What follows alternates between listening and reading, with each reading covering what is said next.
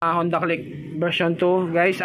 Issue nito kapag naandar, naikot yung gulong, hindi mo makontrol guys, hindi mo makontrol. Kapag nakalis yung center stand niya, umaabanti siyang mag-isa.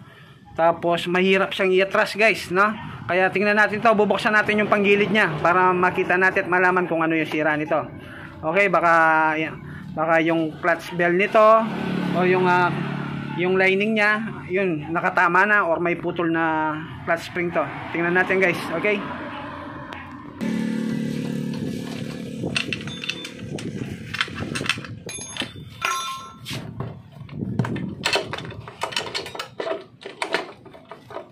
Guys, titingnan natin kung anong naging diferensya nito guys.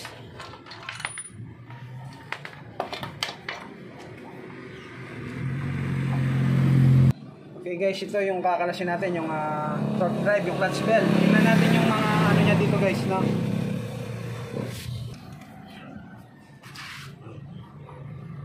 Sige.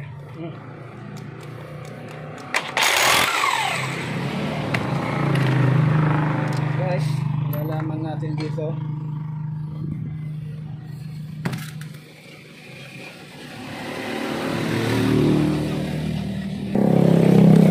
May nahulog dito guys, ito.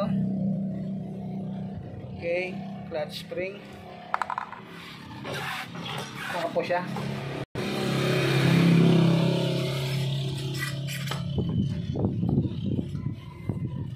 Ito guys, kakalasin natin to para makita natin, no?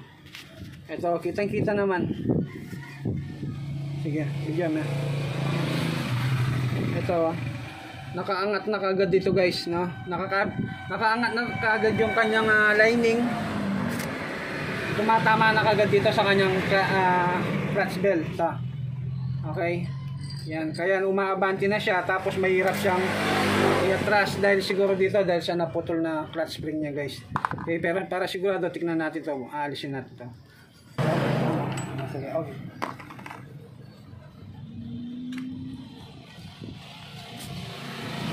Laki oh,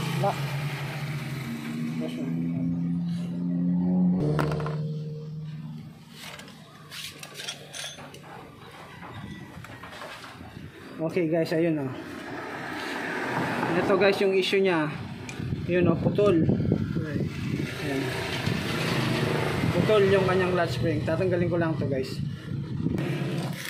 Okay guys. Ayan oh. Ano guys ah. Putol guys, ito, no?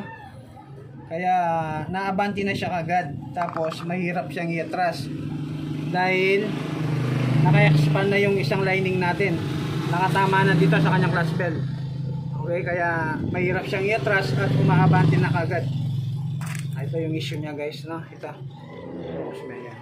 Putol yung kanyang clutch bell. Okay, papalitan lang natin yan.